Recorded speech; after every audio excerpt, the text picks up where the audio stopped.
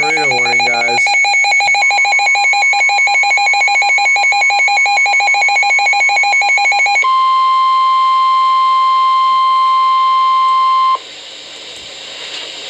Urgent weather message for the following counties in Ohio: Stark and Wayne. The National Weather Service in Cleveland has issued a tornado warning for western Stark County, eastern Wayne County until 3:45 p.m. Eastern Daylight Time.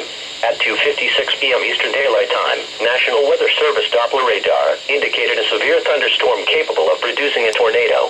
This dangerous storm was located near Orville, or 8 miles east of Worcester, and moving east at 30 miles per hour. Locations impacted include Dalton, Brewster, Massillon, Navarre, North Lawrence, and Canal Fulton.